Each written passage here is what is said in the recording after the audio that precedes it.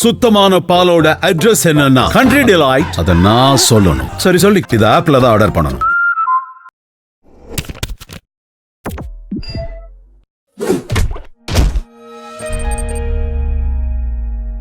இன்னைக்கு நம்ம கூட பிஎஸ் ராஜ் சார் இருக்காங்க, சென்சார் கோஆர்டினேட்டர். வணக்கம் சார், என் பேர் பிஎஸ் ராஜ்.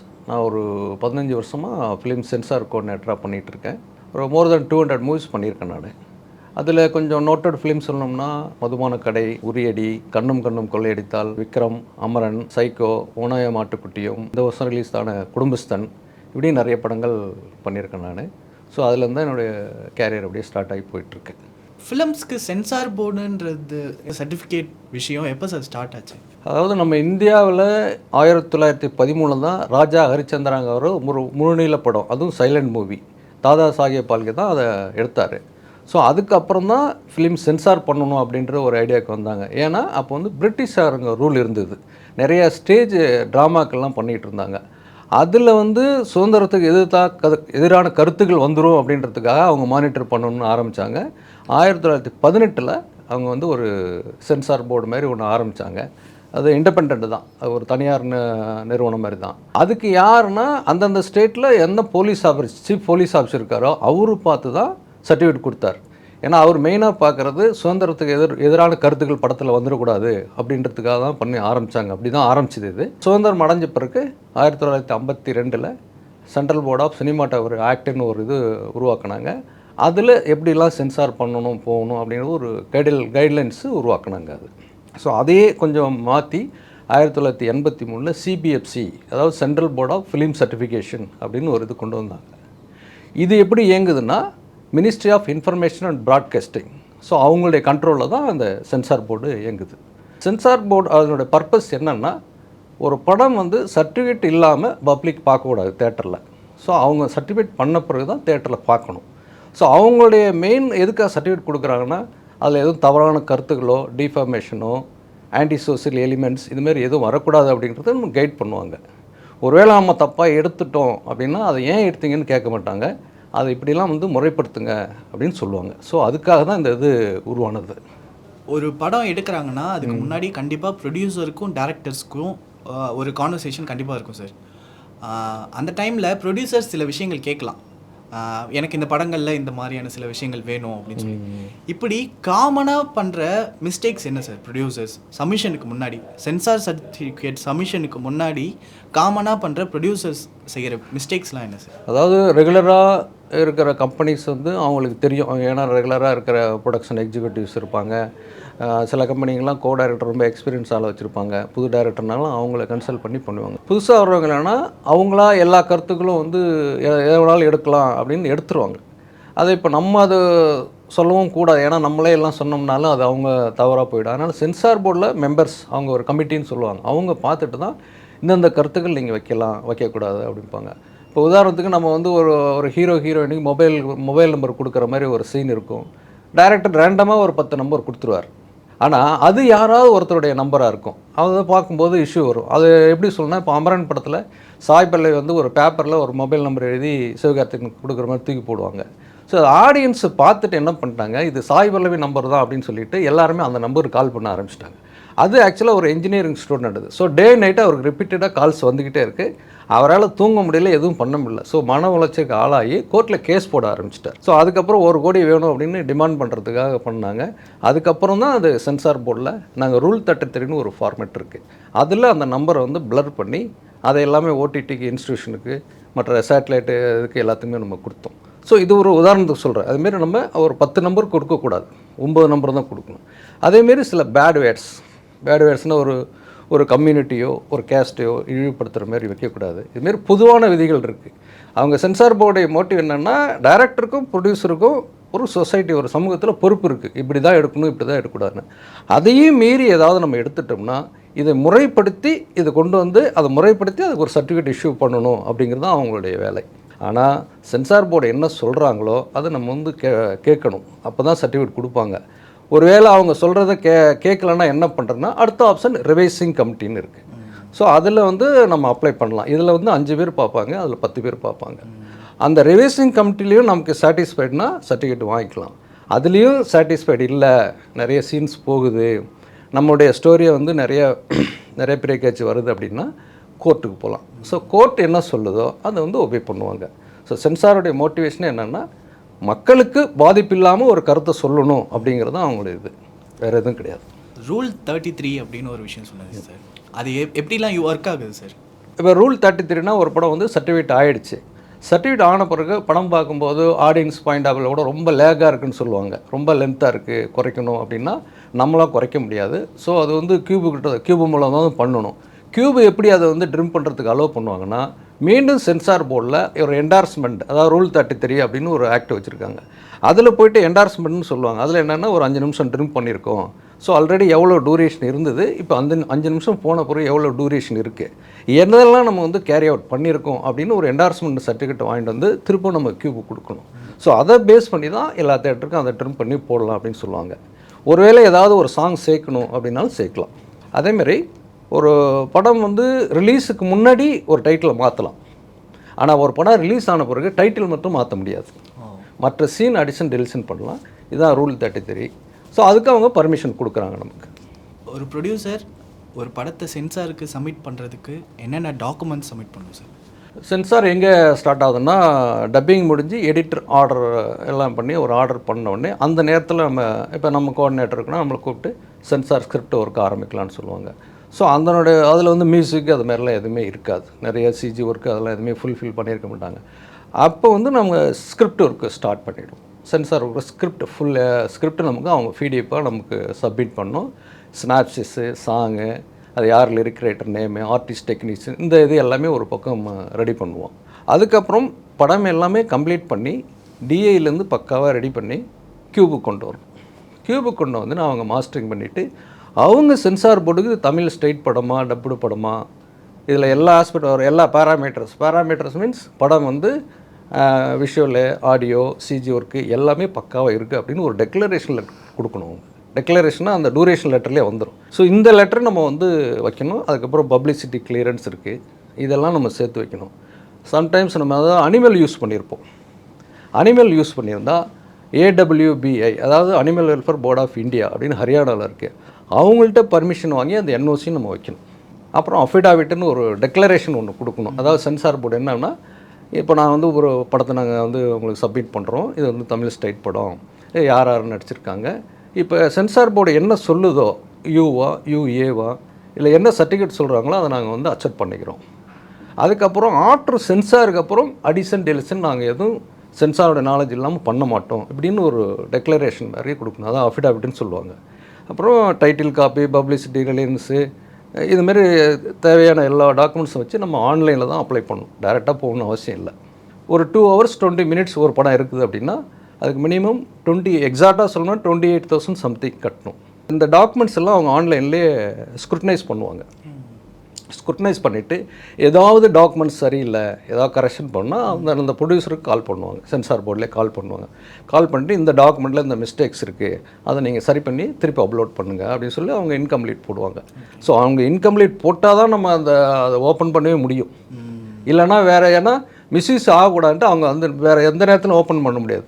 ஸோ அவங்க நாலேஜ் இல்லாமல் நம்ம ஓப்பன் பண்ண முடியாது அப்ளை பண்ணதே, ஏன்னா திருப்பி டாக்குமெண்ட் எடுத்து நம்ம வேறு ஏதாவது ரீப்ளேஸ் பண்ணிவிடுவோம் இல்லையா. அதனால் அவங்க இன்கம்ப்ளீட் போட்டாங்கன்னா நம்ம என்ன அவங்க கொரியர் சொல்கிறாங்களோ அதை கரெக்ட் பண்ணி திருப்பி அப்லோட் பண்ணணும். அப்லோட் பண்ணிட்டோம்னா வந்து ஆஃபீஸர் எல்லாமே ஸ்க்ரூட்டனைஸ் பண்ணுவார், இது எல்லாமே கரெக்டாக இருக்குன்னா 1 day பிஃபோராக ஸ்க்ரீனிங் சொல்லுவாங்க அவங்க. இப்போ நாளைக்கு சென்சார் பார்க்க போகிறோன்னா 1 day பிஃபோராக சொல்லுவாங்க. இன்கேஸ் அவுட் ஸ்டேஷனில் இருந்தால் கூட வர்றதுக்கு டைமிங் கரெக்டாக இருக்கும்.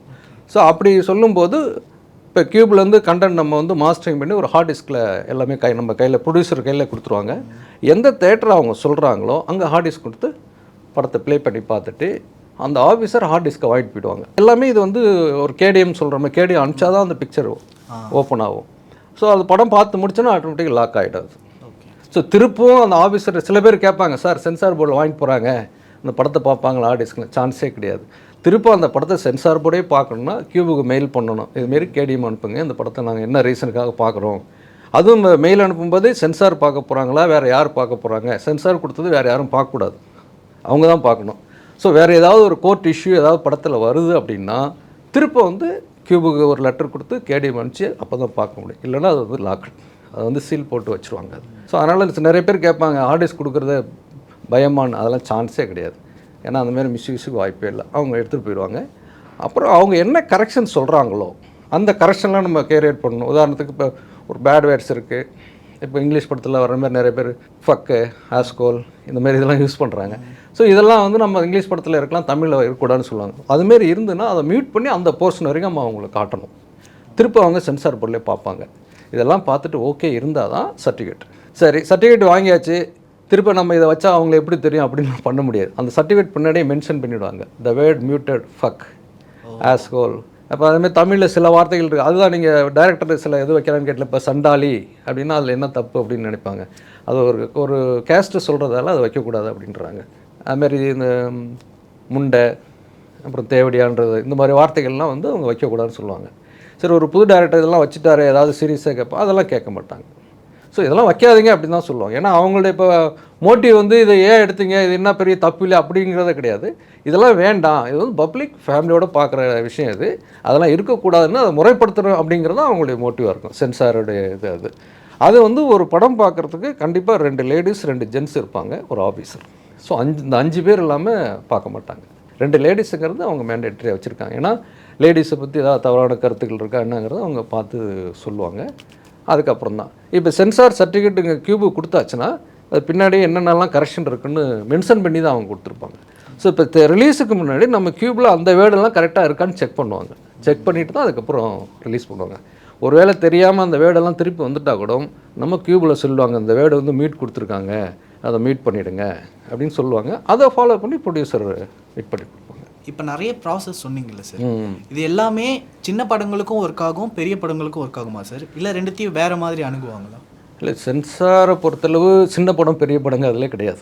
அவங்கள பொறுத்தளவு ஒரு என்ன கேட்டகரி தான், அது ஃபியூச்சர் ஃபிலிமா, மீடியம் ஃபிலிமா, ஷார்ட் ஃபிலிமா, இந்தமாரி தான்.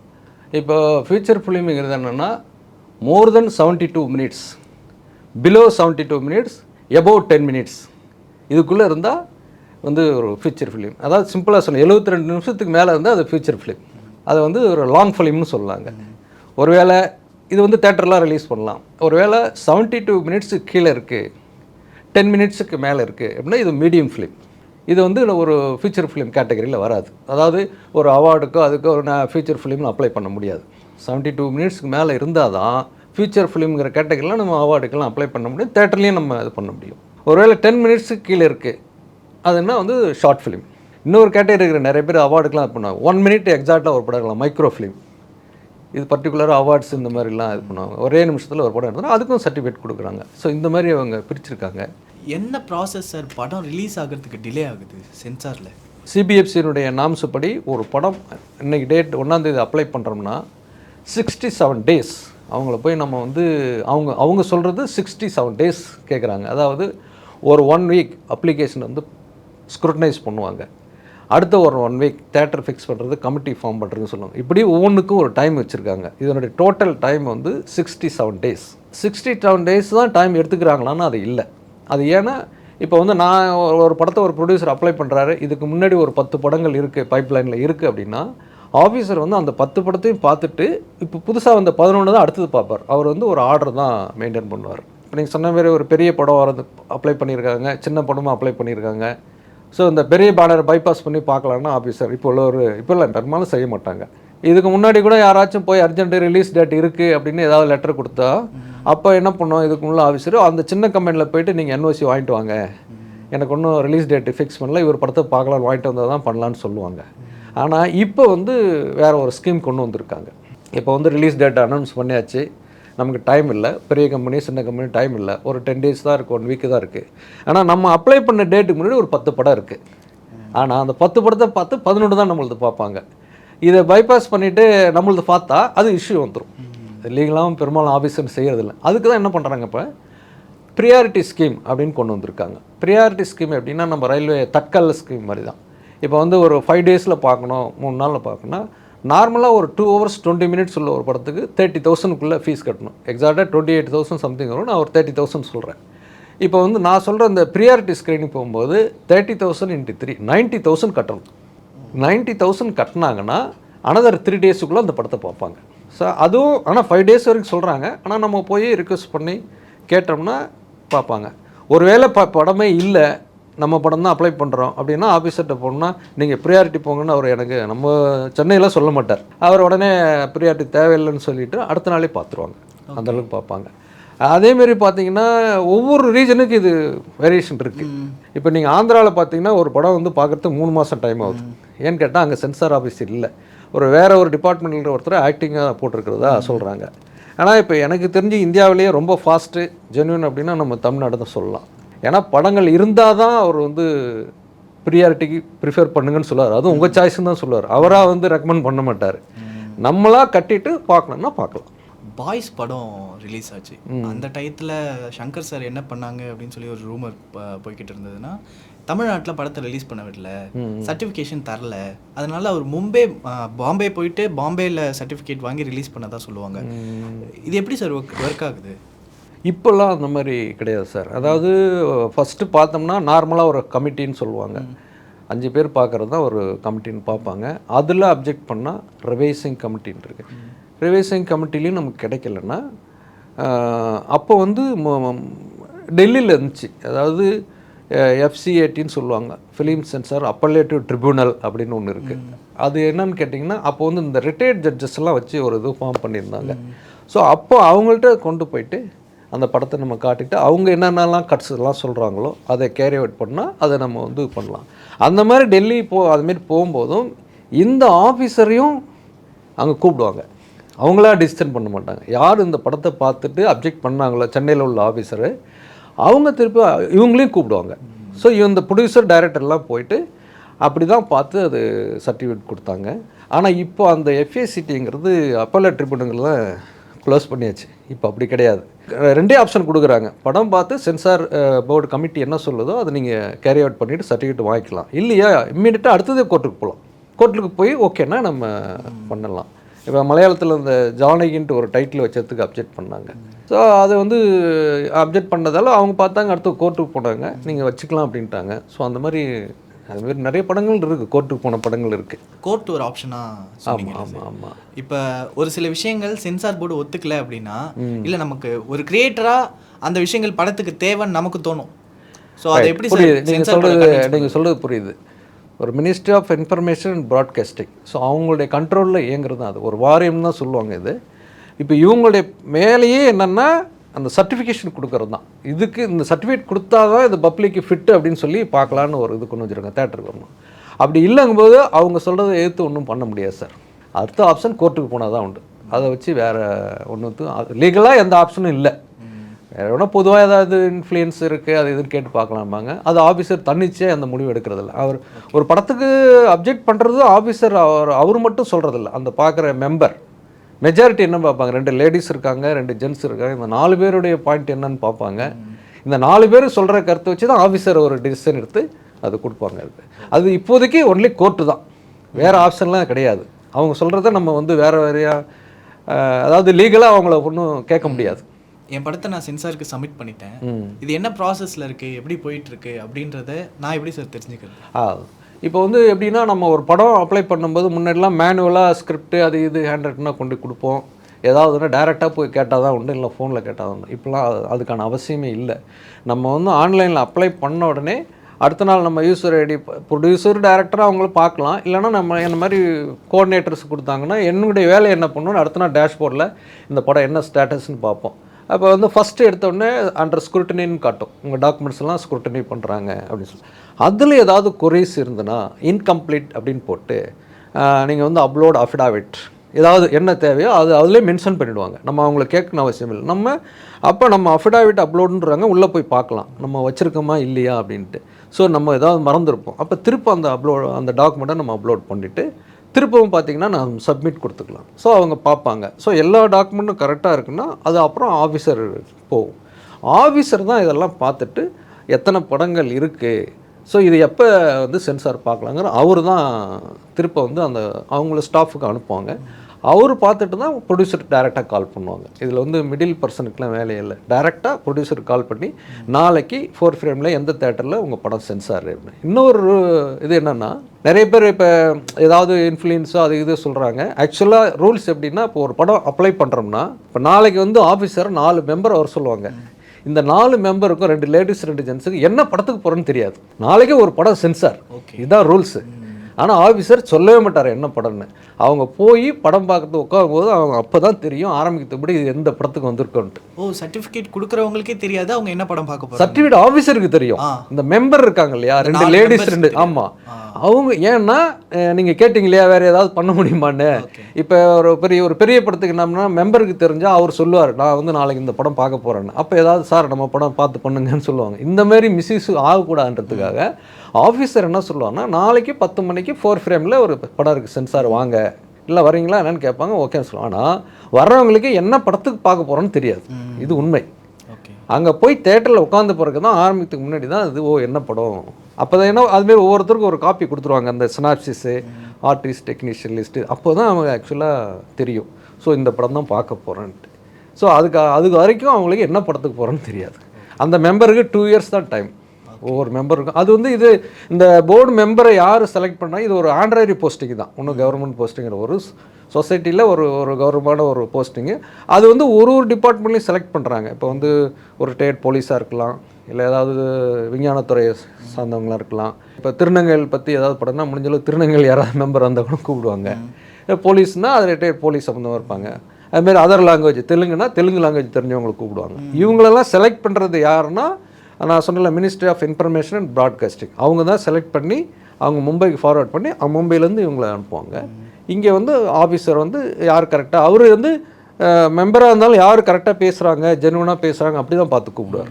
ஸோ அவங்க பார்த்து தான் இதில் மிஸ்யூஸுக்கெலாம் வேலையே இல்லை, தெரிஞ்ச வரைக்கும் இது இல்லை. இப்போ ப்ரொடியூசர்ஸ் வந்து 10ஆம் தேதி நம்ம படத்தை ரிலீஸ் பண்ணணும் அப்படின்னு சொல்லி ஒரு டெட்லைன் வச்சுட்டாங்க. எவ்வளோ நாளைக்கு முன்னாடி சார் நான் சப்மிட் பண்ணணும்?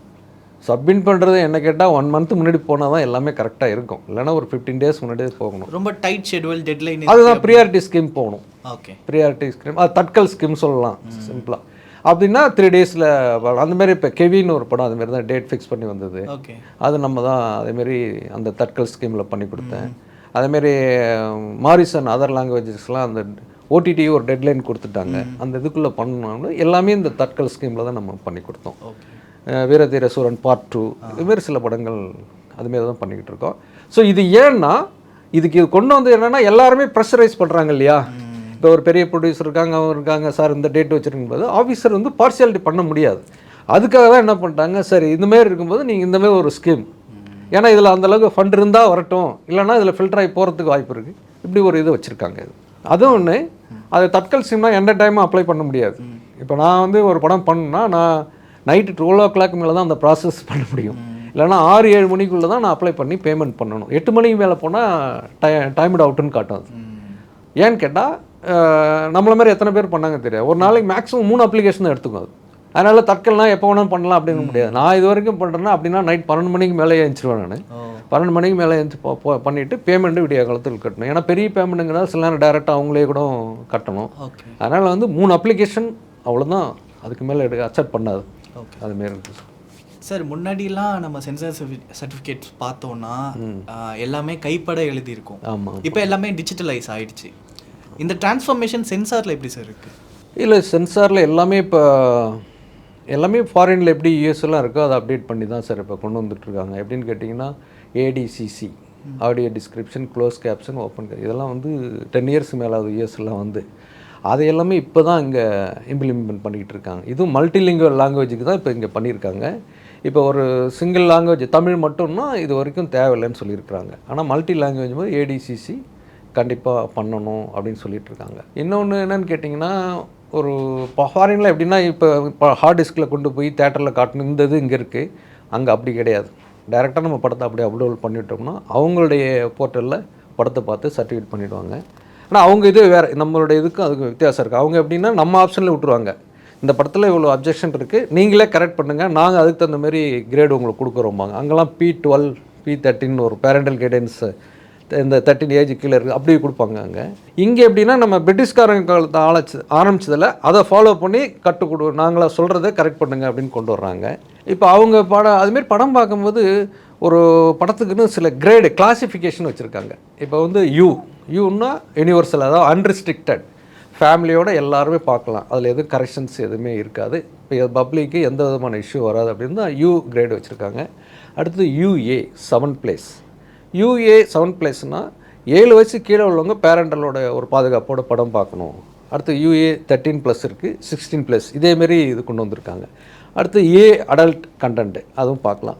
இதேமாரி எஸ் அப்படின்னு ஒரு கேட்டகரி வச்சுருக்காங்க. அந்த எஸ் கேட்டகரினா ஸ்பெஷல் கேட்டகரி, அதாவது ஒரு மெடிக்கல் ஸ்டூடெண்ட்டுக்கு இது யூஸாக இருக்குது, மிலிட்ரி பற்றி ஒரு சப்ஜெக்ட் இருக்குது, அது வந்து எல்லோரும் பார்க்க போகிறதில்ல, ஒன்லி மிலிட்ரி சம்மந்தமானதான் பார்க்க போகிறாங்க. ஸோ அப்படி அவங்களுக்கு போட்டு காட்டும் போதும் எல்லோரும் பார்க்குறாங்க போதும் அதுக்கு ஒரு சர்டிஃபிகேட் வேணும் அப்படிங்கிறதுக்காக தான் சென்சாரில் வாங்கணும் அப்படிங்காங்க. இப்போ இந்த மெடிக்கலை பற்றி எடுக்கும்போது அதில் என்ன எடுக்கிறாங்களோ அதில் அவங்க எதுவுமே கரெக்ஷனே சொல்ல மாட்டாங்க. ஏன்னா அந்த ஸ்டூடெண்ட்ஸுக்கு அது யூஸ்ஃபுல்லாக இருக்குன்னா அப்படியே அவங்க கொடுப்பாங்க. அதுக்கு மட்டும் ஸ்பெஷல் கேட்டகரின்னு வச்சுருக்காங்க. இந்த மாதிரி ஒரு இது வச்சுருக்காங்க அவங்க. இப்போ சென்சாரில் சர்டிஃபிகேட் லேட்டாக சப்மிட் பண்ணுற மாதிரியான சான்சஸ் நீங்கள் எதுவும் எக்ஸ்பீரியன்ஸ் பண்ணியிருக்கீங்களா சார்? படம் ரிலீஸ் ஆக போது இன்னும் சென்சார் சர்டிஃபிகேட் வரல அப்படின்ற மாதிரியான ஏதாவது சிச்சுவேஷன்ஸ் நீங்கள் ஹேண்டில் பண்ணியிருக்கீங்களா?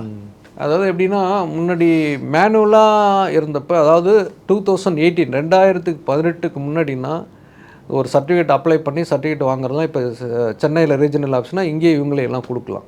இது எல்லாமே டிஜிட்டலைஸ், அதாவது ஆன்லைன் ப்ராசஸ் வந்த பிறகு 2018 அதுக்கப்புறம் பார்த்திங்கன்னா ஒரு படம் நம்ம அப்ளை பண்ணோம்னா சென்சார் இவங்க பார்த்தாச்சுன்னா யார் பார்த்தாங்க என்னென்னு இந்த ரிப்போர்ட் எல்லாமே மும்பை சேர்மனுக்கு அனுப்புவாங்க. எல்லாமே ஆன்லைனில் அவங்களுக்கு அனுப்பிச்சி அவங்க அதை ரிவ்யூ பண்ணிவிட்டு தான் திருப்பி இங்கே சர்டிஃபிகேட் இஷ்யூ பண்ணுங்கன்னு கொடுக்குறாங்க.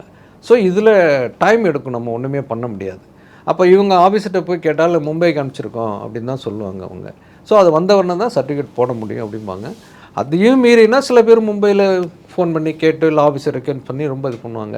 அப்போ ஆஃபீஸர் என்ன பண்ணுவார், சரி ஏதோ நடந்துருச்சு நம்ம ஏதாவது ஹெல்ப் பண்ணால் இவரே கூட மும்பை பேசி இதுமாரி இந்த சர்டிஃபிகேட்டுக்காக வெயிட் பண்ணுறோம் அனுப்புங்கன்னு சில நேரத்தில் கேட்கலாம் நம்ம. ஆனால் இவங்க ப்ரொடியூசர்ஸ் கேட்குறது ஜென்யூனாக இருக்கணும்.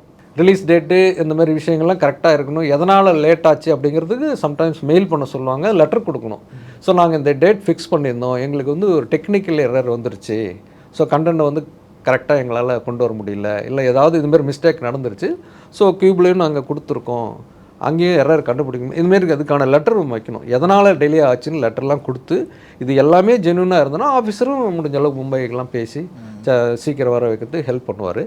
ஆனால் இப்போ வந்து ஈஸி, எல்லாமே அந்த தட்கல் ஸ்கீம் வந்தாலும் அந்த இதுக்கு போங்க அப்படின்னு சொல்லிடுறாரு அவர். அதுமாரினா ஆஃபீஸருக்கு ஹெல்ப் பண்ணுவார். ஆனால் எல்லாத்துக்கும் போய் உடனே பண்ண மாட்டார் அவர். நீ என்ன ரீசனுங்கிறத கரெக்டாக இருந்ததுன்னா அது இப்போ உள்ள ஆஃபீஸர் அதெல்லாம் நல்லா ஹெல்ப் பண்ணுவாங்க. ரொம்ப பார்சியாலிட்டி கிடையாது. சின்ன படம் பெரிய படம்லாம் எதுவுமே கிடையாது. அது யாரும் அவர் ஈஸியாக அப்ரோச் பண்ணலாம். இப்போ வந்து நம்ம கோஆர்டினேட்டர் தான் போய் கேட்கணும்னு அவசியம் இல்லை. டைரெக்டாக இப்போ ஒருத்தர் ஒரு புது ப்ரொடியூசர் படம் பண்ணுறாரு, சின்ன ப்ரொடியூசரு, டீட்டெயில்ஸ்லாம் வேணும்னா சென்சார் ஆஃபீஸ் போய் நேராக கேட்கலாம். கேட்டால் எல்லாமே சொல்லுவாங்க. ஏன்னா அது சில நேரத்தில் அவங்க சொல்கிறது புரியாது, அங்கே அது புரிஞ்ச மாதிரி இருக்கும். அதை எப்படி பண்ணுறது வேறு யாராவது டிபெண்ட் பண்ணி அப்படி பண்ணிக்கணும். ஆனால் எல்லாமே அவங்க கைட் பண்ணுவாங்க, ஹெல்ப் பண்ணுவாங்க. அதாவது பெரிய டீம் தான் சொல்லணும் அப்படின்ட்டு கிடையாது, ஹெல்ப் பண்ணுவாங்க. ஆஃபீஸரை தான் பார்க்கணுங்க அது கஷ்டம். ஏன்னா அவங்க மார்னிங் கமிட்டி படமாக சென்சார் போடுவாங்க, இப்படி போயிடுவாங்க. அங்கே உள்ள ஸ்டாஃபுங்களை யார் கேட்டாலும் எல்லாருக்குமே இப்போ ஹெல்ப் பண்ணுறாங்க சார், அதெல்லாம் பண்ணுறாங்க சார். இப்போ ஓடிடி பிளாட்ஃபார்ம்ஸ் நிறைய வந்துருச்சு, நிறைய வெப் சீரிஸ் ரிலீஸ் ஆகுது, ஏகப்பட்ட தளங்கள் இப்போ ஓடிடியில் ரிலீஸ் பண்ணிகிட்டு இருக்காங்க. ஓடிடிக்கும் சென்சார் அவசியமா சார்? சில ஓடிடிக்கு வந்து சென்சாரே தேவையில்லை சார். சென்சார் போர்டில் கேட்டாங்கன்னா ஓடிடிக்கு சென்சார் தேவையில்லை, எதுக்கு அப்ளை பண்ணுறீங்கன்னு தான் கேட்குறாங்க ஆஃபீஸர். ஆனால் ஓடிடியில் இருக்கிறவங்க எல்லாருமே சர்டிஃபிகேட் இப்போ எல்லாம், அதாவது நெட்ஃப்ளிக்ஸு, அமேசான், இப்போ லோக்கலில் உள்ளது ஆகா எல்லாமே என்ன பண்ணுறாங்கன்னா சர்டிஃபிகேட் வேணும் அப்படின்னு கேட்குறாங்க. முன்னாடிலாம் வீடியோ ஃபார்மேட்டில் இருந்தால் கூட சர்டிஃபிகேட் வாங்கிட்டாங்க. இப்போ தேட்ரிக்கல் சர்டிஃபிகேட் வேணும்னு கேட்குறாங்க. அது வந்து எதுக்காகன்னா ஃப்யூச்சரில் இன்கேஸ் ஃப்யூச்சரில் ஏதாவது கவர்மெண்ட்டே நாம்ஸ் மாறலாம் இல்லையா, ஓடிடிலையும் சர்டிஃபிகேட் தான் வேணும் அப்படின்னு திடீர்னு கொண்டு வந்தாச்சுன்னா இவங்க வந்து ஒரு 100 படம் வாங்கியிருப்பாங்க. ஸோ இப்போ இந்த 100 ப்ரொடியூசரும் திருப்பி தேடிட்டு எனக்கு இந்த சர்டிஃபிகேட் திருப்பி வாங்கி கொடுங்க அப்படின்னு சொல்லி வாங்க, இது வந்து கொஞ்சம் கஷ்டமானது. ஸோ கவர்மெண்ட் நாம்ஸ் எப்படி வேணாலும் மாறலாம். அதனால் அவங்க என்ன பண்ணுறாங்கன்னா எங்களுக்கு சர்டிஃபிகேட்டு இப்போ கொடுத்துருங்க சொல்லலாம். ஆனால் சென்சாரை பொறுத்தளவு ஓடிடிக்கு சர்டிஃபிகேட் தேவையில்லை, சீரியலுக்கும் தேவையில்லை. சீரியலுக்கு நீங்கள் சீரியல் ஏதாவது வயலன்ஸ் இருக்காதுன்னு போய் கம்ப்ளைண்ட் பண்ணாலும் அதை அவங்க எடுத்துக்க மாட்டாங்க. அதுக்கு வந்து விசிசின்னு ஏதோ ஒரு அமைப்பு இருக்குது, அங்கே ஃபோன் நம்ம வந்து மெயில் பண்ணி அது போனால் கேட்கணும், ஆனால் யாரும் எடுத்துக்கிறதில்ல. ஆனால் சீரியலில் வந்து அனிமலை பற்றி ஏதாவது வந்து மெயில் பண்ணால் அந்த போர்டு அவங்க கேட்குறாங்க, அவங்க மெயில் அனுப்புறது ஏன் இதுமாரி பண்ணுறீங்க அப்படின்னு கேட்குறாங்க. அதனால் ஓடிடிக்கு இது வரைக்கும் சர்டிஃபிகேட்டு எதுவும் தேவையில்லை, வெப்சீரியும் தேவையில்லை. ஆனால் அவங்க படம் வாங்கினா எனக்கு சென்சார் சர்டிஃபிகேட்டு வேணும்னு கேட்குறாங்க. இப்போ வந்து மாரிசன் ஒரு படம் நான் அப்ளை பண்ணோம். தமிழில் மட்டும்தான் வந்து தேட்ரிக்கல் ரிலீஸு. அது அதர் லாங்குவேஜில் தெலுங்கில் பண்ணாங்க. ஆனால் ஓடிடியில் ஹிந்தி, மலையாளம், கன்னடம் எல்லாம் ஓடிடிக்கு தான் போகுது. ஆனால் அவங்க நெட்ஃப்ளிக்ஸ் என்ன கேட்குறாங்கன்னா, மலையாளம், கன்னடம், ஹிந்தி எல்லாமே தேட்ரிக்கல் சென்சார் வேணும்னு கேட்குறாங்க. அப்போ இவங்க என்ன பண்ணுறாங்க, தேட்டர் ரிலீஸ் பண்ணலனாலுமே அந்த தேட்டருக்குரிய ப்ரொசீஜர் இருக்கு இல்லையா, அதாவது க்யூப்லேருந்து duration letter, declaration letter, publicity clearance, title copy, affidavit, so இந்த மாதிரி என்னென்ன டாக்குமெண்ட்ஸ் தேவை இதெல்லாம் அப்ளை பண்ணி தேட்டரில் தான் அவங்களுக்கு படம் போட்டு காட்டி வாங்க வேண்டியதாக இருக்குது. இது எக்ஸ்பென்ஸும் அதிகம், ஆனாலும் ஓடிடி கொடுத்து இப்போ கொடுக்கணுன்றதுக்காக அதுமாரியும் பண்ணுறாங்க சார். ஃபியூச்சர்லாம் வந்துடும் அப்படின்றதுக்காக அவங்க கேட்டுக்கிட்டு இருக்காங்க சர்டிஃபிகேட். சார் இப்போ தேட்டர் ரிலீசஸ்ன்னு வெறும் படங்களை மட்டும் சொல்லிட முடியாது. ஆமாம். ஆட் ஃபிலிம்ஸ் ரிலீஸ் ஆகுது, சில டாக்குமெண்ட்ரிஸ் ரிலீஸ் ஆகுது, அண்டு சில ஸ்லைட்ஸ் ரிலீஸ் ஆகுது. அது எல்லாமே கிராஃபிக்கல் ஸ்லைட்ஸாக இருக்கும். இதில் எது எதுக்கு சார் சர்டிஃபிகேஷன் தேவை, எது எதுக்கு தேவையில்லை சார்? அதாவது தேட்டர் மட்டும் இல்லை, பப்ளிக்கில் எங்கே என்ன காட்டினாலுமே சர்டிஃபிகேட் தேவைப்படும். உதாரணத்துக்கு சென்ட்ரல் கவர்மெண்ட்டு பிரைம் மினிஸ்டர் பற்றி அவரே ஏதாவது சொல்லியிருந்தா கூட சர்டிஃபிகேட் வாங்கி தான் போடணும். அதேமாரி state government, chief minister, government programme எதானாலும் நலத்திட்டங்கள்லாம் இதுமாரி வருதுன்னு சொல்கிறாங்க. தேட்டரில் என்ன நம்ம காட்டினாலுமே சர்டிஃபிகேட் காட்டணும். ஆட் வருது, அது எல்லாமே டாக்குமெண்ட்ரி நீங்கள் சொல்கிறீங்க. அதுமாரி இது எல்லாத்துக்குமே சிபிஎஃப்சி, அதாவது central board of film certification, அது சர்டிஃபிகேட் இருந்தால் தான் போடுவாங்க, இல்லைன்னா போட மாட்டாங்க. இது வந்து கவர்மெண்ட்டுடைய நாம். இதில் ஏதாவது விதிவிலக்கு இருக்கா சார்? ஏதாவது ஸ்லைட்ஸு, மோஷன் போஸ்டர்ஸ் அந்த மாதிரி இது ஸ்லைட்ஸ்க்கும் அதெல்லாம் விதிவிலக்குலாம் இல்லை சார். இல்லை. 10 மினிட்ஸுக்குள்ளே இருந்தால் 2500 ஃபீஸ் கட்டணும். ஓகே. அதுக்கு என்ன ஸ்கிரிப்ட்டு முன்னாடிலாம் அப்ளை பண்ணுவாங்க. இப்போ வந்து இது யார் அப்ளை பண்ணுறா அவங்களுடைய கம்ப்ளீட் டீட்டெயில்ஸ் இருக்கும். இப்போ யார் இப்போ வந்து ஒரு சென்னை சில்க்ஸ்னு வரனா ஃபுல் டீட்டெயில் இருக்கும். சென்னை சில்க்ஸு என்ன ஆட் பண்ணாங்க, அவங்களுடைய அட்ரஸ்ஸு, ஜிஎஸ்டி எல்லா டாக்குமெண்ட்ஸும் இது பண்ணி, ஏன்னா ஏதாவது கொரிஸ் அது இது வந்தால் கம்ப்ளீட் டீட்டெயில் அவங்க வச்சுக்கிறாங்க. அப்புறம் நீங்கள் கேட்ட வந்து ஒரு விதிவிலக்கு, அதாவது ஒரு கன்செஷன். இப்போ வந்து ஒரு எஜுகேஷனை பற்றி ஏதாவது நம்ம ஒரு டாக்குமெண்ட்ரி எடுக்கிறோம், எஜுகேஷன் பற்றி டாக்குமெண்ட் எடுக்கணும்னா அவங்க வந்து ஃபீஸு வந்து சார்ஜ் பண்ண மாட்டாங்க, ரொம்ப கம்மியாக தான் சார்ஜ் பண்ணுவாங்க. இப்போ வந்து மூவிக்கு வந்து ஒரு 32 ஹவர்ஸ் சம்திங் 30,000 கட்டணும்னா அதுக்கு வந்து ஒரு 7-8,000 தான் கட்டணும். அந்தமாரி கன்செஷன் கொடுத்துருக்காங்க. அது வந்து எஜுகேஷனல் பர்பஸுக்காக இருக்கணும், பப்ளிக் யூஸ்ஃபுல்லாக இருக்கணும். அதில் ஏதாவது கமர்ஷியல் விஷயங்கள் வரக்கூடாது. அதுமாரி அதுமாரி இருந்துச்சுன்னா ரேட் வந்து கன்செஷன் ரேட், ஆனால் சர்டிஃபிகேட் வாங்கணும். சர்டிஃபிகேட் வாங்கணும். அந்த சர்டிஃபிகேட் மஸ்ட். ஆமாம் சார், அது இல்லாமல் எந்த இதுவுமே இருக்கக்கூடாது அப்படின்றது தான். சார் இப்போ டிஃப்ரெண்ட் லாங்குவேஜஸில் படம் ரிலீஸ் ஆகுது இல்லை, தமிழ், தெலுங்கு, மலையாளம், ஹிந்தி, அந்த மாதிரி டிஃப்ரெண்ட் லாங்குவேஜ் ரிலீஸ் ஆகுது. ஒரு லாங்குவேஜுக்கும் நான் தனித்தனியாக தான் சர்டிஃபிகேட் எடுக்கணுமா? இப்போ எப்படி சார் இருக்குது? இதுக்கு முன்னாடி எப்படின்னா, இப்போ தமிழ்லேருந்து தெலுங்கு, மலையாளம், கன்னடம், ஹிந்தி நம்ம எல்லாமே டப் பண்ண போகிறோம் அப்படின்னா ஃபஸ்ட்டு தமிழுக்கு சர்டிஃபிகேட் வாங்கணும். அந்த சர்டிஃபிகேட்டை பேஸ் பண்ணி தான் இப்போ தெலுங்கு நம்ம அப்ளை பண்ணணும். தெலுங்கு அப்ளை பண்ணும்போது தமிழ் சர்டிஃபிகேட்டும் நம்ம அவங்களுக்கு சப்மிட் பண்ணணும். ஸோ என்ன டூரேஷன் எல்லாமே இருக்கும். அந்த தெலுங்கில் வந்து இந்த டயலாக் மட்டும்தான் சேஞ்ச் ஆகிருக்கணும், வேறு விஷுவல் எதுவுமே நம்ம மாற்றக்கூடாது. ஒன்லி டப்டு மீன்ஸ் அந்த ஆடியோ டயலாக்ஸ் மட்டும்தான் மாற்றணும். ஆனால் அதையும் நம்ம வந்து சப்மிட் பண்ணி இது தமிழ் படம் எப்படி காட்டணுமோ அதேமாரி காட்டணும். அதுக்கும் அந்த ப்ராசஸ் இதே தான். க்யூப்லேருந்து ஆரம்பித்து அந்த டைட்டில் பதிவு பண்ணியிருக்கணும். அவங்க டைட்டில் கூட அவங்க டாக்குமெண்ட் சென்சார் போர்டில் கேட்கல. அவங்க என்ன கேட்குறாங்கன்னா பப்ளிசிட்டி கிளியரன்ஸ், அதுதான் மேண்டேட்டரின்றாங்க. அப்புறம் க்யூப்லேருந்து டூரேஷன் லெட்டர், அப்புறம் என்ன லாங்குவேஜ் என்னங்கிறது நம்ம இது ஒன்று கொடுக்கணும். ஏன்னா நாளைக்கு வந்து ஏன்னா எல்லாமே படம் இப்போ க்யூப் மூலம் ரிலீஸ் ஆகுது இல்லையா, இதில் வந்து மிஸ்யூஸ் நடக்கலாம். அதாவது படங்கள் ஏதாவது சில பேர் அடிஷ்னலாக ஏதாவது சேர்த்துட்டாங்க குறைச்சிட்டாங்கன்னா முதல்ல வந்து க்யூப் தான் ரெஸ்பான்சிபிள், அப்படி தான் அவங்க வச்சுருக்காங்க. அதனால தான் ஒரு வாட்டி க்யூப் எல்லாமே ஸ்க்ரூட்டனைஸ் பண்ணி கரெக்டாக இவங்க அதாவது ஒரு படம் கொடுத்த உடனே நம்ம கொடுக்குறத அப்படியே க்யூப் வந்து சென்சாருக்கு அனுப்ப மாட்டாங்க. அதில் ஏதாவது படங்கள் வந்து இதில் கொஞ்சம் விஷுவல் ப்ராப்ளம் இருக்குது, இல்லை ஆடியோ வந்து நான் சிங்கிள் இருக்குது, இல்லை சிஜி சரியாக இல்லை, இதெல்லாம் பண்ணி எடுத்துருவாங்க. அப்போ தான் வந்து சென்சார் பார்ப்பாங்கன்னு க்யூபே கைட் பண்ணி தான் அனுப்புகிறாங்க ப்ரொடியூசர்ஸுக்கு. ஸோ அவங்க திரும்ப அதை கரெக்ட் பண்ணி கொடுத்த பிறகு தான் இவங்க சென்சார் போர்டுக்கு ஒரு லெட்டர் கொடுக்குறாங்க அவங்க. ஸோ அதை பேஸ் பண்ணி தான் அந்த சென்சார் போர்டு படம் பார்க்கலாம் அப்படின்ட்டு வருது, ஒரு ஐடியாக்கே வர்றாங்க அவங்க. அப்புறம் இப்போ இன்னொன்று அதை சொன்னேன்னா, முன்னாடி வந்து தமிழ் படம் சர்டிஃபிகேட் வாங்கின பிறகு தான் அதர் லாங்குவேஜை வந்து டப் பண்ணி அப்ளை பண்ணணும். இப்போ எப்படி கொண்டு வந்துட்டாங்கன்னா ஒரே நேரத்தில் அட் ஏ டைமில், அது இந்த ஓடிடி இருக்கிறதால தான். ஏன்னா இப்போ ஓடிடிங்கும் போது எல்லா சர்டிஃபிகேட் கேட்குறாங்க. அப்போ எப்படி கொண்டு வந்திருக்காங்கன்னா, இப்போ வந்து தமிழ், தெலுங்கு, மலையாளம், கன்னடம், ஹிந்தி ஒரு 5 லாங்குவேஜுக்குன்னா 5 லாங்குவேஜுக்கும் ஒரே நேரத்தில் அப்ளை பண்ணலாம். ஆனால் அவங்க ப்ராசஸ் தனித்தனியாக பண்ணுறாங்க. தெலுங்கு தனியாக பார்ப்பாங்க, தமிழ் தனியாக பார்ப்பாங்க, மலையாளம், ஹிந்தி எல்லாமே தனித்தனியாக அந்த கமிட்டியை வச்சு பார்த்துட்டு எல்லா படமும் 5 லாங்குவேஜ் படத்தையும் பார்த்து முடித்த பிறகு ஒரே சர்டிஃபிகேட்டில் மல்டிலிங்குவல் போட்டு தமிழ், தெலுங்கு, மலையாளம், கன்னடம் போட்டு ஒரே சர்டிஃபிகேட் கொடுத்துட்றாங்க. ஆனால் எல்லாம் ஒரே டைட்டிலாக இருக்கணும் எல்லா லாங்குவேஜுக்கும். ஓகே. இப்போ ரிவால்வர், ரிட்டா இப்போ பண்ணுற இது மல்டி லாங்குவேஜ். இதேமாரி இருந்ததுன்னா ஒரே டைட்டில் 5 லாங்குவேஜுக்கு ஒரே சர்டிஃபிகேட். ஓகே. இப்போ வந்து டைம் சேவ் ஆகுது, வெயிட் பண்ண தேவையில்லை. ஸோ ஓடிடிக்கு இம்மீடியட்டாக நம்ம கொடுத்துக்கலாம். ஸோ இதில் தான் இந்த இங்கிலீஷ் டைட்டில் தமிழ் டைட்டில்ன்ற பிரச்சனையெல்லாம் வருதா சார்? ஆமாம். இப்போ தமிழ் டைட்டில் வந்து இங்கிலீஷ் டைட்டில் இருந்ததுன்னா ஒரே சர்டிஃபிகேட்டில் பண்ணலாம். இப்போ வந்து சில டைட்டில் வந்து நம்ம இப்போ உதாரணத்துக்கு நான் இப்போ வந்து தீயவர்கள் கொலை நடங்க அப்படின்னு ஒரு படம் பண்ணேன். ஆனால் இதே இதை வந்து தெலுங்கில் நம்ம வைக்கும்போது தீயவர்கள் கொலை நடங்கன்னு டேரெக்டாக வச்சா அவங்களுக்கு புரியாது இல்லையா? ஹிந்திலையும் புரியாது, எங்கேயும் புரியாது. அப்போ என்ன பண்ணிட்டேன்னா தமிழுக்கு வந்து தீயவர்கள் கொலை நடங்க, இது ஏடிசிசி அந்த மாதிரி இது எல்லாமே வந்துடும். அதர் லாங்குவேஜுக்கு மப்டி போலீஸ்னு வச்சாச்சு. ஆனால் சென்சாரில் என்ன சொல்கிறாங்கன்னா ஒரு டைட்டில் என்ன வைக்கிறீங்களோ அதர் லாங்குவேஜுக்கு இதே டைட்டில் தான் வைக்கணும்னு சொல்கிறாங்க. ஓகே. இப்போ வந்து மீனிங் புரியாது. அப்போ நாங்கள் என்னென்னா டைட்டில் ஜஸ்டிஃபிகேஷன் ஒரு லெட்டர் அவங்களுக்கு ரீசன் வைக்கணும். தீயவர்கள் கொலை நடங்கன்னு இதே இது அப்படியே தெலுங்கில் வச்சோம்னா அவங்களுக்கு புரியாது.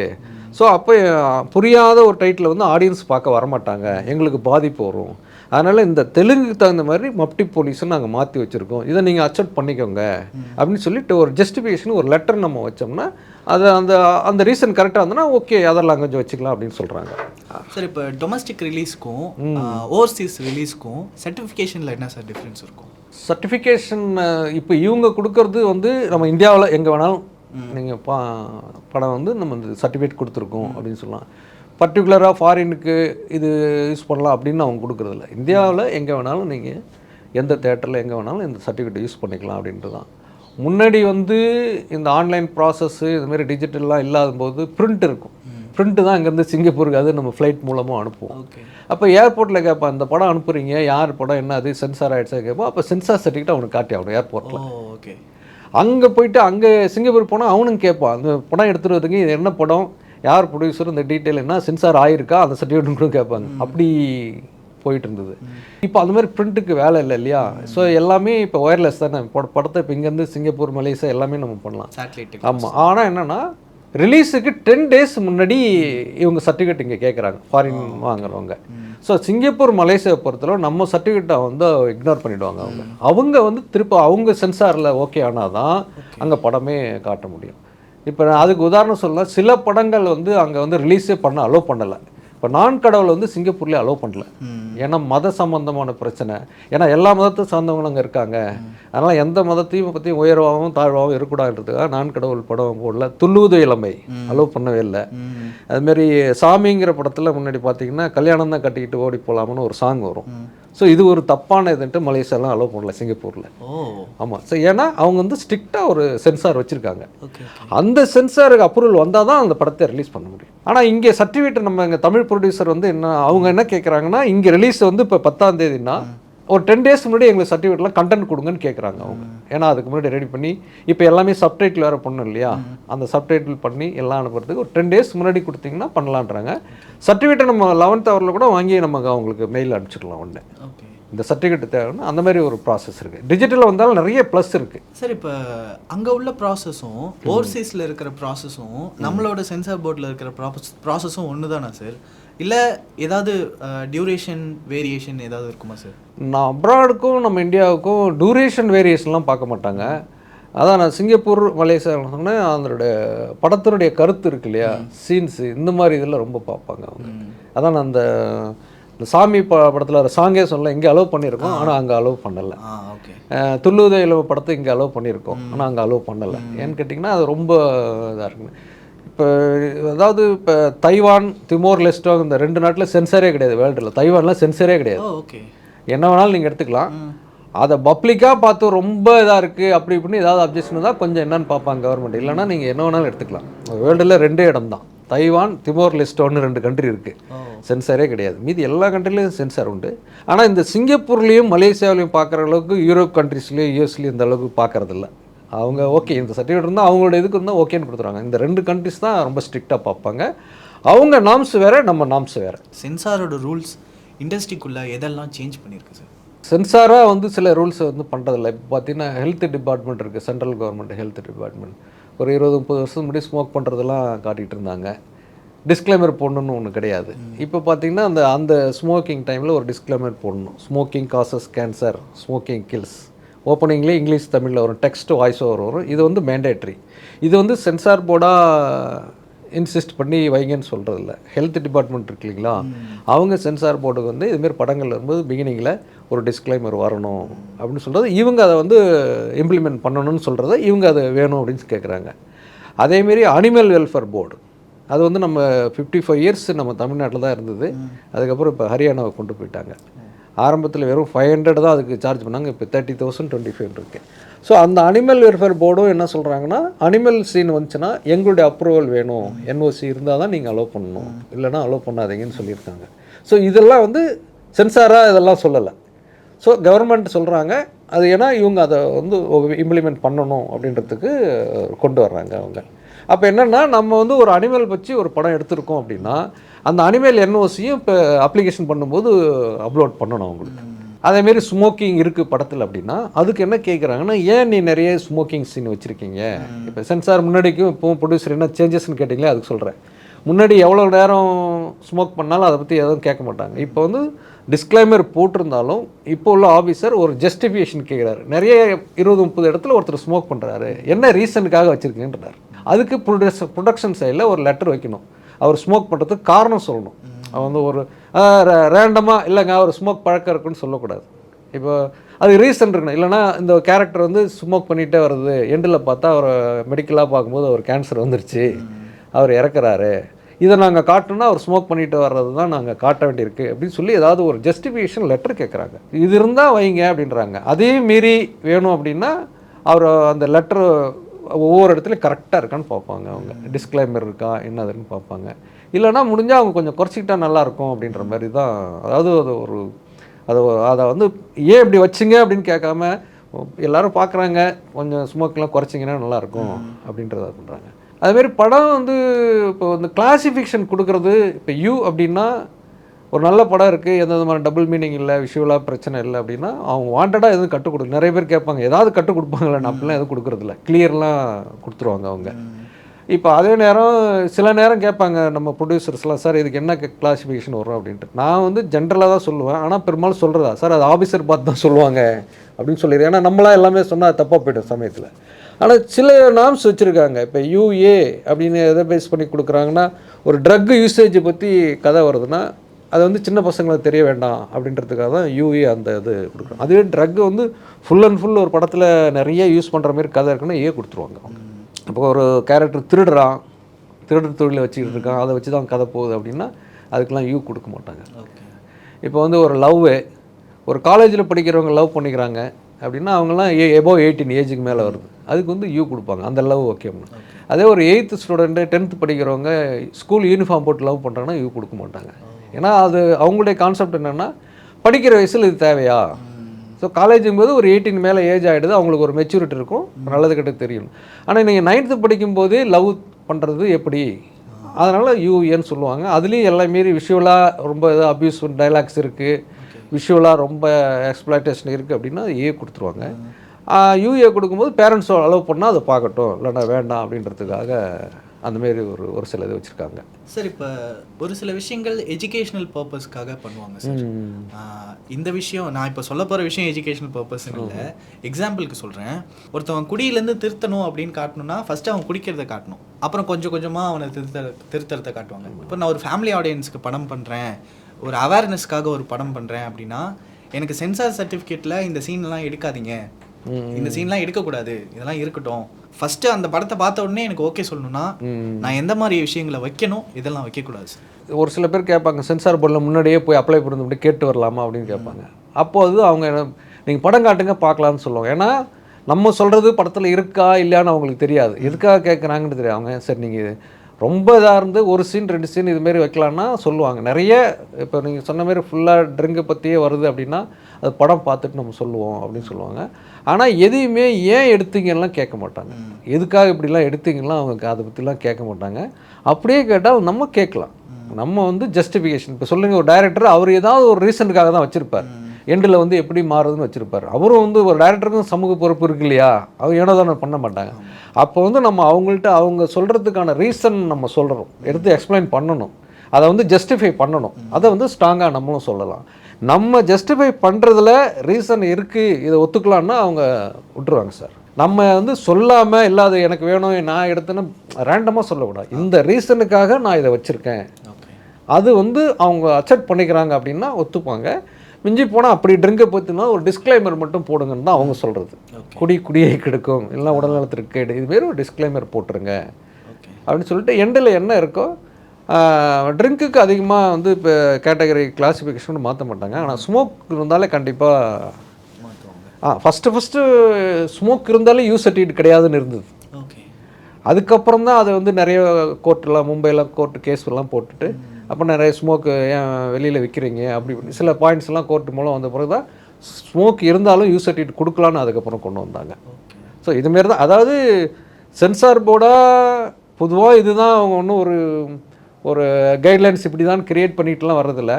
சில விஷயங்கள் மற்ற வெளியே பப்ளிக் மூலமாக கூட அவங்க பண்ணுறாங்க. அவங்க இப்போது அந்த சண்டாலின்னு ஆரம்பத்தில் பாரதி ராஜா படத்தெல்லாம் வந்திருக்கு, நீங்கள் பார்த்துருங்க. இப்போது நான் ஏன்னா பப்ளிக்கை வந்து மெயில் பண்ணுறாங்க, எழுதுகிறாங்க சென்சார் போர்டுக்கு, சார் எங்கள் ஜாதியை பற்றி படத்தில் வருது, நீங்கள் ஏன் இது பண்ணுறீங்க அப்படின்ட்டு அந்த மாதிரி சொல்கிறாங்க. ஸோ இந்த மாதிரி அப்ஜெக்ஷன் வருது தெரிஞ்சுக்கிட்டு தான் இல்லைங்க இதுமாரி வேண்டாம் வைக்காதீங்க முண்டை அப்படின்னா அது ஒரு தப்பான வேடாக இருக்குது. ஸோ நம்ம சர்க்காஸ்டிக்காக சில விஷயங்களை காட்டிக்கலாமா? அதில் எந்த ரெஸ்ட்ரிக்ஷன்ஸும் இருக்காதா சார்? இல்லை, நம்ம சொல்ல வர கருத்து யார் மனசையும் வந்து பாதிக்காமல் இருந்திருக்கணும். அதாவது எப்படின்னா இது இந்த ஜாதி வந்து உயர்வு இது தாழ்வு அப்படின்னு போகாமல் இந்த ரெண்டு கம்யூனிட்டி எப்படி வந்தது, அதனால் எண்டில் எப்படி அதை நம்ம பாசிட்டிவாக முடிக்கிறோம். அதுக்கு நிறைய படங்கள் உதாரணங்கள் உங்களுக்கு தெரியும், நம்ம பேர் சொல்ல தேவையில்லை. அந்தமாரி தான் ஓகே. அதுவே வந்து இந்த ஜாதி உயர்வு இது தப்புன்னு சொல்லும்போது அது முடிஞ்சளவு ஜாதி பேரே சொல்லக்கூடாதும்பாங்க. அவங்க சொல்லாமல் புரிஞ்சிக்கிற மாதிரி சிம்பாலிக்காக ஏதாவது சொல்லலாம். அதுதான் அந்த மேல் தெருவுக்கு போகக்கூடாதுன்னு சொல்கிறாங்க, இவர் ஏதோ கீழ் ஜாதி பண்ணணும் இப்படி ஏதாவது. ஆனால் அது கூட ரீசனபுளாக இருக்கணும். ரீசனபுளாக இருக்கணும். இப்போ நிறைய படங்கள் வருது, இப்போ நிறைய பேர் இப்போ வந்து திருப்ப வந்துட்டு இருக்காங்க. ஆனால் ஆரம்பத்தில் 40-50 வருஷம் முடியாது இதுமாரி வந்துருக்கு. நத்தையில் முத்துன்னு ஒரு படம்லாம் பார்த்தீங்கன்னா அதெல்லாம் அந்த ஆப்லாம் பார்த்துருக்கோம். அதில் வந்து ஒரு பிராமின் லவ், ஒரு சாதாரண எஸ்சி இந்த லவ் வச்சு அழகாக சொல்லிப்பாங்க. ஆனால் முடிவு பார்த்தீங்கன்னா அவ்வளோ நீட்டாக பண்ணியிருப்பாங்க அப்போவே. ஸோ அதுக்கு அப்போல்லாம் யூ கொடுத்து அப்ரிஷியேட் பண்ணிருக்காங்க. இப்போ குறிப்பிட்டு இந்த ஜாதி இந்த இது நம்ம சொல்லக்கூடாது. அதேமாரி பொதுவாக நீங்கள் கேட்குறது எப்படின்னா அவங்க எதெல்லாம் அப்ஜெக்ட் பண்ணுவாங்கன்னா, இப்போ ஒரு குண்டா ஒரு பொண்ணு வருது, அதை பார்த்து ஏதாவது குண்டச்சி அப்படி இப்படின்னு சொல்லாதீங்க, அந்த மாதிரி அந்த மாதிரி சில நாம்ஸ் வச்சுருக்காங்க. ஜாதி பேரை சொல்லக்கூடாது, உருவ கேலி பண்ணக்கூடாது அப்படின்பாங்க. இப்போ மெட்ராஸ் ஸ்லாங்கில் நார்மலாக பேசுகிறீங்களா தாவேடு இதெல்லாம் இருக்குது, ஸோ அதெல்லாம் வேண்டாம் அப்படின்னு சொல்கிறாங்க. ஆனால் இப்போ வந்து யூஸ் சர்டிஃபிகேட்டில் மயிருன்ற வேர்டு அலோவ் பண்ண மாட்டாங்க. இல்லை, ஆனால் இப்போ ஒரு 10 இடத்துல வந்து ஒரு மயிருன்னு ஒரு டயலாக்ஸ் வச்சுருக்காங்கன்னா ஒரு இடம் 2 இடம் அலோவ் பண்ணுறாங்க. ஆனால் அது வந்து ரீசனபுளாக இருக்கணும். இவனை அந்த திட்ட இடத்துல இவனை சொன்னால் தப்பு இல்லை அப்படின்ற அளவுக்கு இருக்கணும். இவனை சொல்லலாம், இவனை தப்பே கிடையாதுன்னா ஆஃபீஸர் இப்போ உள்ள ஆஃபீஸர் ஒரு இடம் 2 இடம் அலோவ் பண்ணுவாங்க. இப்போ மோசமான ஒரு வில்லன் இருக்கான்னா அவனை திட்டுறதுக்கு நம்ம யூஸ் பண்ணால் அது தப்பு கிடையாது. ஒரு இடம் அதான் அது வந்து அவனை திட்டுற அளவுக்கு ரீசன் இருக்கணும், ஆடியன்ஸ்க்கும் அந்த ரீசன் புரியணும். ஆமாம், இவனை திட்டலாம் அப்படின்னு சொல்கிறாங்க. இப்போ வந்து பாடுன்ற இதெல்லாம் வந்து அலோவ் பண்ணுறதில்ல. வீரதீரன் சூரன் பார்ட் 2 படம் நம்ம பண்ணோம், அதில் பார்த்தீங்கன்னா ஒரு 10-15 இடத்துல மயிருன்ற இடத்துல வரும். ஆனால் 2 இடத்துல ஆஃபீஸர் அலோவ் பண்ணியிருக்கார். ஏன்னா இந்த இடத்துல சொல்லலாம், இவன் பண்ண தப்புக்கு இவனை திட்டினா தப்பு இல்லை. ஆனால் அது யூ சர்டிஃபிகேட்னா அந்த வேர்டை அலோவ் பண்ண மாட்டாங்க. யூஏல தான். ஆமாம், யூஏஇஏல அதுமாரி பண்ணுவாங்க. அதுமாரி முன்னாடி இந்த பாடுன்ற டயலாக்ஸ்லாம் அலோவ் பண்ணாங்க. விக்ரம் சார் ஒரு படம் பண்ணியிருப்பாருன்னு நினைக்கிறேன், தில். எண்டில் கிளைமேக்ஸில் பார்த்தீங்கன்னா வில்லனை பார்த்து பாடு அப்படிம்பாரு. ஸோ அது அப்போ உள்ள நாம்ஸுக்கு உள்ள இதுக்கு விட்டாங்க. ஆனால் இப்போ வந்து அலோவ் பண்ணுறாங்க. அன்னியன்லேயும் அதை இது வந்து எப்படின்னா அந்த கமிட்டின்னு சொல்லுவோம் இல்லையா, அந்த நேரத்தில் அந்த வேர்டு அலோவ் பண்ணாங்க. ஆனால் இப்போ அலோவ் பண்ணுறதில்ல. அது ஏ சர்டிஃபிகேட்டாக இருந்து ரொம்ப இந்த இடத்துல தேவை அப்படின்னா அது பண்ணுறாங்க. ஆனால் இப்போ அந்த வேர்டு பாடுங்கிறது அலோவ் பண்ணுறதில்ல மேக்ஸிமம். அது இந்த மயிருன்றது ஒரு வாட்டி 2 வாட்டி இப்போ உள்ள ஆஃபீஸர் விட்றாங்க. இதுக்கு முன்னாடி ஒரு ஆஃபீஸர் இருந்தாங்க, லீலா மீனாட்சின்னு ஒரு மேடம், அவங்களும் ரொம்ப ரொம்ப ஆனஸ்ட் அவங்க. ஆனால் இந்த வேர்டை அலோவ் பண்ண மாட்டாங்க. இப்போ உள்ள ஆஃபீஸரு ஓகே பண்ணலான்ற அளவுக்கு சொல்கிறாரு. அவர் ரீசன் இருந்துன்னா ஓகே பாரு. இந்த மற்றபடி பேட் வேர்ட்ஸ் இந்த இங்கிலீஷ் படத்தில் வருதுல நிறையா, பக்கு ஆஸ்கோலு இந்த மாதிரி இதெல்லாம் வந்து அவர் அலோவ் பண்ண மாட்டார். ஒரு 18+ கண்டென்ட் நம்மக்கிட்ட இருக்குது. அது ஏ சர்டிஃபிகேட் தான் வரும்னு நமக்கு கிளியராக தெரியும். இப்போ நான் எக்ஸிக்யூஷனுக்கு முன்னாடி, நான் படம் எடுக்க போகிறதுக்கு முன்னாடி ஸ்கிரிப்டை வச்சு சென்சார் போர்டில் பேசுறதுக்கான சான்சஸ் எதுவும் இருக்கா சார்? போய் கேட்கலாம். அவங்க வந்து நார்மலாக ஒரு புது ப்ரொடியூசர் வர்றாங்க, சில டீட்டெயில் கேட்டெல்லாம் கைட் பண்ணுவாங்க. ஆனால் ஸ்கிரிப்டை வச்சு அவங்களுக்கு அதை படித்து பார்க்குறதுக்கான நேரம் இல்லை. ரெண்டாவது இதை தான் நம்ம எடுத்து காட்ட போகிறோமாங்கிறதுக்கு என்ன அஷூரன்ஸ் இருக்குது? Okay okay. ஜென்ரலாக அவங்க என்ன சொல்லுவாங்கன்னா, நீங்கள் எடுத்துகிட்டு வாங்க பார்ப்போம் தான் சொல்லுவாங்க. ஆனால் என்ன கிரேட் வரும், ஏன் அதை ஒரு ஆஃபீஸர் சொல்கிறது இல்லைன்னா, அப்போ ஆஃபீஸர் தான் பார்த்து எல்லாம் முடிவு பண்ணுறான்ற மாதிரி ஒரு இமேஜ் க்ரியேட் பண்ணிவிடுவாங்க. ஓகே. ஆஃபீஸர் வந்து அவர் வந்து அதை எக்ஸிக்யூட் பண்ணுறார். அது யாருன்னா அதை மெம்பர்ஸ், ஒரு ஆனரரி மெம்பர்ஸ் 4 பேர் இருக்காங்க, 2 ஜென்ஸு லேடிஸ் இருக்காங்க. இவங்களெல்லாம் கமிட்டின்னு சொல்கிறாங்க. ஒரு தனி ஒரு மனிதனா இதுக்கு இதுக்கு யூஏ அப்படின்னு சொல்கிறதில்ல. அந்த மாதிரி ஒரு இமேஜ் வந்துடும் ஆஃபீஸருக்கு. அதனால் என்ன சொல்லுவார், இதெல்லாம் வைக்கலாம், என்னன்னு படமாக எடுத்துகிட்டு வாங்க, உங்கள் கருத்து என்னவோ எடுத்துகிட்டு வாங்க பார்ப்போம், கமிட்டியில் என்ன சொல்லுதோ அதை வச்சு சொல்லணும்னு தான் சொல்லுவார். ஏன்னா அவராக வந்து ஒரு டெசிஷன் எடுத்து சொல்கிறதில்ல. பொதுவாக உண்மை அதுதான். அவராக பார்த்து இந்த படத்துக்கு யூஏ அப்படின்லாம் எதுவும் சொல்ல மாட்டாங்க. கமிட்டியில் என்ன சொல்கிறாங்க, அதே நேரம் அந்த கமிட்டி மெம்பர் சொல்கிறதும் லாஜிக்காக இருக்கா அப்படின்னு பார்ப்பாங்க. அவங்க ஏதாவது வேறு மாதிரி ஃபேவர் பண்ணுறதுக்கு வந்துருக்காங்கன்னா அதை கண்டுபிடிச்சிருவார் ஆஃபீஸரு. அதனால் அவர் எடுக்கிற டெசிஷன் கரெக்டு தான். அப்போ நம்ம ஒரு ஸ்கிரிப்ட் எடுத்துகிட்டு போய் கேட்கும்போது, இந்த மாதிரி கண்டென்ட் நீங்கள் விஷுவலாக எடுத்துகிட்டு வாங்க பார்க்கலாம் அப்படின்னு தான் சொல்லுவாங்க. விஷுவலாக எடுத்துகிட்டு வந்து நீங்கள் கதைக்கு தேவைன்னா, என்னை பொறுத்தவரை நான் என்ன சொல்லுவேன்னா, என்ன கிரேடு வரணுங்கிறதெல்லாம் நம்ம பார்க்கக்கூடாது. இந்த கதைக்கு இது வேணும் அப்படின்னா நம்ம வந்து அஸ் ஏ கிரியேட்டராக எடுத்துடணும். என்ன வேணாலும் எடுத்து போய் காட்டலாம். அவங்க அதுக்காக வந்து நம்ம மேலே கேஸ் போட போகிறது அதெல்லாம் எதுவுமே கிடையாது.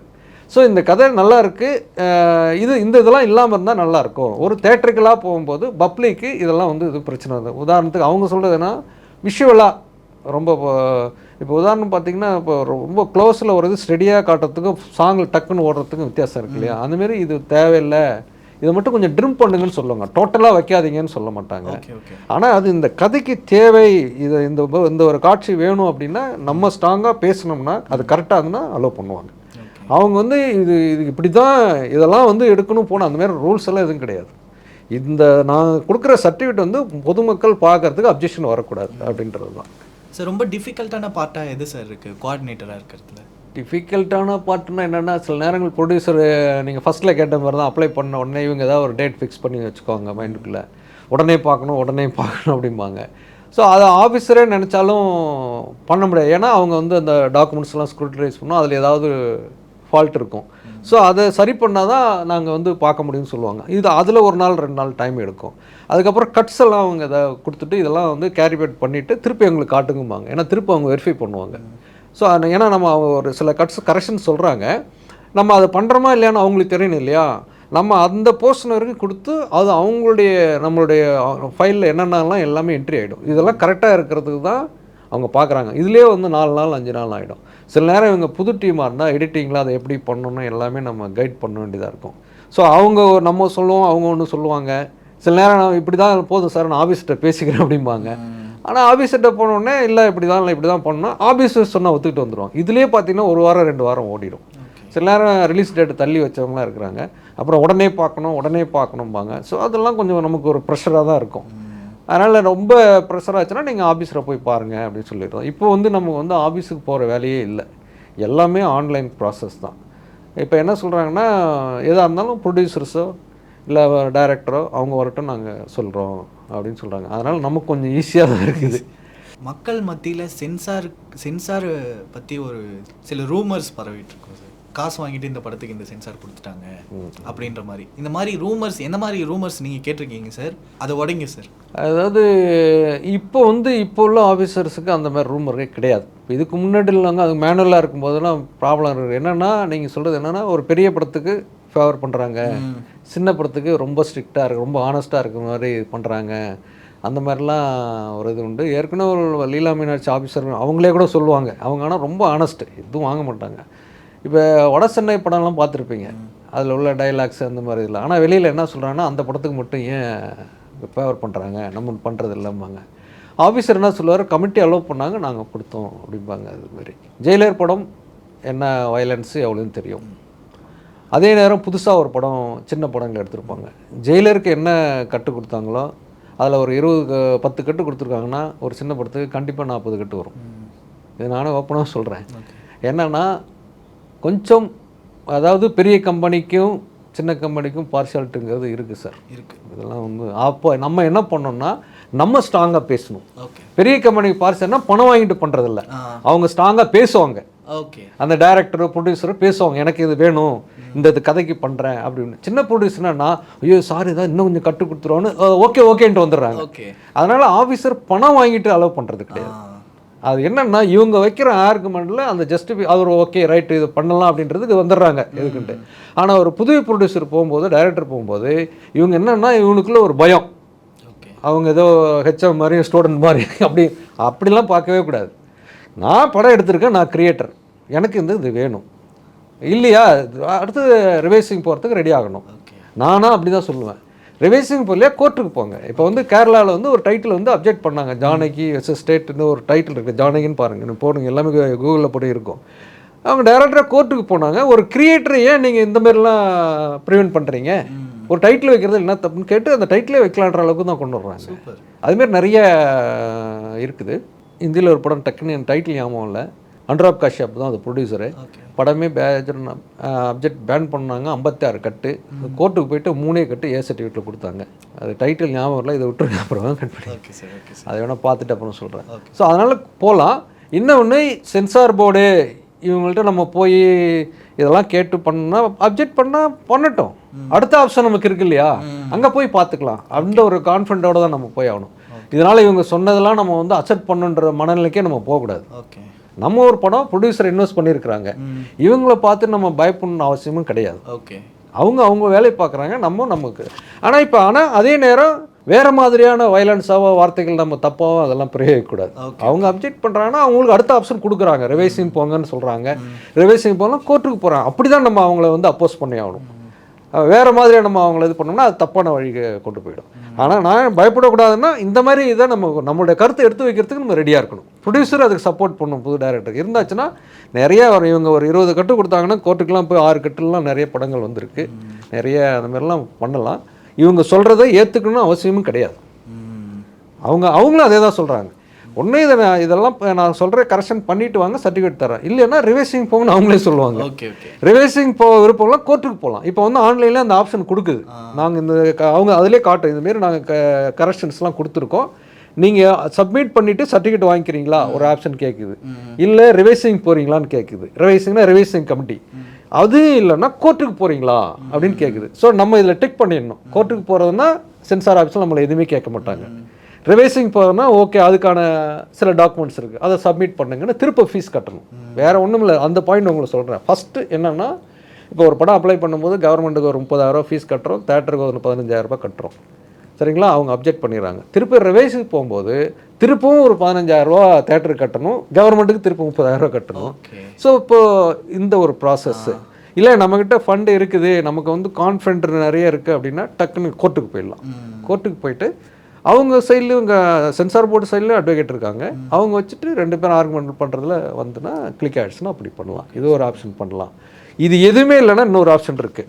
ஃபஸ்ட்டு படம் பார்த்துட்டாங்க, அந்த கமிட்டி நிறைய கரெக்ஷன் சொல்கிறாங்க, நம்ம வந்து ரிவைசிங் கமிட்டியும் போக விருப்பம் இல்லை, ஏன்னா அது திருப்ப என்ன ஆகுமோன்னு இருக்குது, கோர்ட்டுக்கும் போகிறதுக்கு நமக்கு ஃபண்ட் இல்லை டைம் இல்லை அப்படின்னு. அப்போ என்ன பண்ணலான்னா, சார் நீங்கள் கொடுத்த கட்டை நான் இக்னோர் பண்ணிடுறேன், என்னுடைய படத்தை நானே திருப்ப ரிவைஸ் பண்ணுறேன், சில கரெக்ஷன்ஸ்லாம் பண்ணுறேன், மாடிஃபிகேஷன்லாம் பண்ணி திருப்ப கியூபில் கொடுத்து மாஸ்டரிங் பண்ணணும்.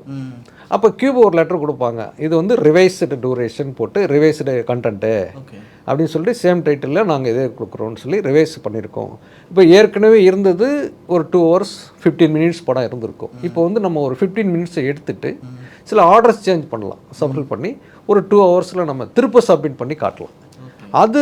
அதுக்கு முடிஞ்சால் அவங்கள்ட்ட ப்ரீ பெர்மிஷன் கூட வாங்கலாம். சார் நான் வந்து இது ரிவைஸ்டு வெர்ஷனுக்கு போகிறேன், அதான் நம்மளா வாலண்டரியாக போகிறோம் அப்படின்னா சொல்லுவாங்க. அப்போது ஓகே, அவங்க பார்த்துட்டு அது கொடுக்க ஒரு ஆப்ஷன் இருக்குது. ஸோ இந்த மாதிரிலாம் ஒரு ஆப்ஷன் இருக்குது. சென்சார் போர்டு சொல்கிறதெல்லாம் கேட்டாகணுங்கிறதெல்லாம் ஒன்றும் கிடையாது. ஆனால் அவங்கள எதிர்த்து நம்ம பண்ணணும்னா லீகலாக தான் கோர்ட்டுக்கு தான் போக முடியும், ஆப்ஷன் வேறு ஒன்றுமே கிடையாது. சர்டிஃபிகேட்லாம் முன்னாடி ரெடி ஆச்சுன்னா மேனுவலாக தான் போய் வாங்கணும், அவர் ப்ரொடியூசர் போய் வாங்கணும், அப்படி இல்லைன்னா அவர் சார்பாக யாராவது ஒரு ஆத்தரைசேஷன் பர்சன் தான் போய் வாங்கணும். இப்போ ஒரு 1 monthல் சர்டிஃபிகேட் ரெடி ஆச்சுன்னா ப்ரொடியூசரை அவங்க டவுன்லோட் பண்ணிக்கிற மாதிரி ஒரு இது கொண்டு வராங்க. ஸோ சென்சார் இப்போ எங்கேயுமே போய் அலைய வேண்டாம், ஆஃபீஸரே வந்து எதுக்குமே நீங்கள் வர வேண்டாம் தான் சொல்கிறாரு. ஏதாவது டவுட்னாலும் ஃபோன்லேயும் இது பண்ணலாம். ஸோ அந்த அதையும் டவுன்லோட் பண்ணியாச்சுன்னா இன்னும் ஈஸியாக இருக்கும். அந்த மாதிரியும் ஒரு இது கொண்டு வராங்க sir. Super sir, thank you sir, thank you so much for coming sir. நிறைய விஷயங்கள் இந்த சென்சார் போர்டை பற்றியும் அதுக்கு பின்னாடி இருக்கிற ரீசன்ஸை பற்றியும் தெரிஞ்சுக்கிட்டோம். உங்களோட வருகைக்கு ரொம்ப நன்றி சார். திரும்ப இன்னொரு வீடியோவில் நம்ம கண்டிப்பாக பார்ப்போம் sir. Thank you so much sir. Thank you very much for giving me this opportunity, sir. I hope this all information would be helpful to the new producers and directors, sir. Thank you. Thank you so much sir.